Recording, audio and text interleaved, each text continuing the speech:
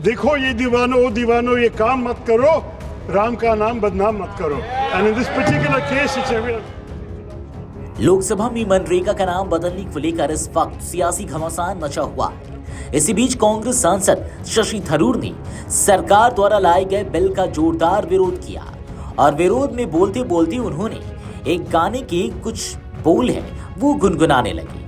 आपको इस वीडियो में हम बताएंगे कि आखिर उन्होंने ऐसा क्या कुछ कहा जिसे सुनकर सभी लोग उनके समर्थन में उतर आए और खूब ठहाके भी लगे। दरअसल लोकसभा में मंगलवार को मनरेगा का नाम बदलने को लेकर सियासी घमासान तेज हो गया। कांग्रेस सांसद शशि थरूर ने सरकार द्वारा लाए गए बिल का जोरदार विरोध करते हुए इसे न सिर्फ एक ऐतिहासिक योजना की पहचान मिटाने की कोशिश बताया, बल्कि महात्मा गांधी के राम राज्य के विचार के भी खिलाफ करार दिया। तिरुवनंतपुरम से सांसद थरूर ने सदन में कहा कि गांधी का राम राज्य कहीं से भी राजनीतिक नारा नहीं था, बल्कि यह सामाजिक न्याय, आर्थिक समानता और कमजोर तबकों के उत्थान से प्रेरित एक नैतिक दृष्टि थी। थरूर ने कहा कि मनरेगा जैसी योजना का मकसद कभी राजनीति करना नहीं रहा। यह उन करोड़ों गरीब ग्रामीण परिवारों के लिए उम्मीद की किरण बनी, जिन्हें इस साल में कम से कम 100 दिन का रोजगार देने की गारंटी मिली। उन्होंने आरोप लगाया कि सरकार मनरेगा का नाम बदलकर केवल एक कानून नहीं बदल रही, बल्कि एक विरासत और उसके पीछे की मूल भावना को खत्म करने का प्रयास कर रही है। सदन में बोलते हुए शशि थरूर ने अपने बचपन का एक गीत याद करते हुए सरकार पर तीखा कटाक्ष किया। उन्होंने कहा, देखो दीवानो ये काम मत करो, राम का नाम बदनाम मत करो। मेरे बचपन में ये गाते थे, देखो ये दीवानो ये काम मत करो, राम का नाम बदनाम मत करो। And in this particular case it's evident.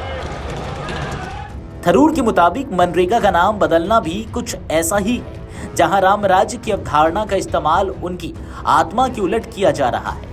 उनका कहना था कि गांधी का राम राज्य सत्ता या प्रचार का औजार नहीं, बल्कि समाज के अंतिम व्यक्ति तक न्याय पहुंचाने का सपना था।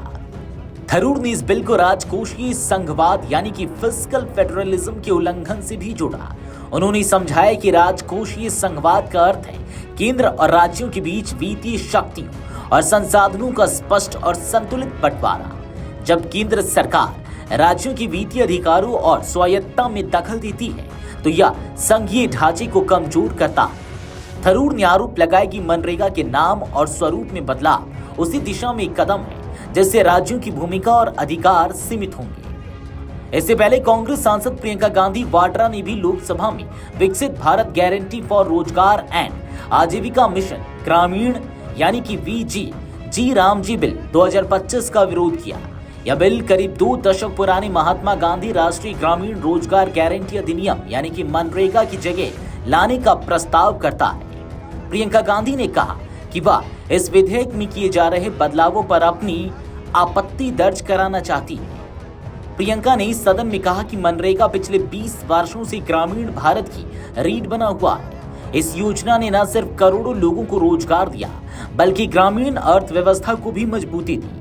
उन्होंने याद दिलाया कि जब मनरेगा कानून बनाया गया था, तब संसद में मौजूद लगभग सभी राजनीतिक दलों ने इसे सर्वसम्मति से स्वीकार किया था। यह अपने आप में इस कानून की ताकत और जरूरत को दर्शाता है। कांग्रेस सांसद ने कहा कि मनरेगा जैसा कानून इतना क्रांतिकारी था कि इसने देश के सबसे गरीब और हाशिए पर खड़े लोगों को भी सम्मान के साथ काम और मजदूरी का अधिकार दिया। 100 दिन के रोजगार की गारंटी ने ग्रामीण पलायन को रोका और संकट के समय लाखों परिवारों को सहारा दिया। प्रियंका ने सवाल उठाया कि आखिर ऐसी सफल और जनहितकारी योजना के नाम और ढांचे को बदलने की जरूरत क्यों पड़ी। लोकसभा में यह बहस अब केवल एक नाम परिवर्तन तक सीमित नहीं रह गई। विपक्ष इसे गांधी की विरासत, संघीय ढांचे और गरीबों के अधिकारों से जोड़कर देख रहा है, जबकि सरकार के कदम पर गंभीर सवाल खड़े हो रहे हैं। आने वाले दिनों में यह मुद्दा संसद के बाहर भी बड़ा राजनीतिक विवाद बनने के संकेत दे रहा है। वीडियो डेस्क अमरउजाला.com। अगर आप ये वीडियो YouTube पर देख रहे हैं तो हमारे चैनल को सब्सक्राइब कर बेल आइकन दबाएं और Facebook पर देख रहे हैं तो हमारे पेज को लाइक करें।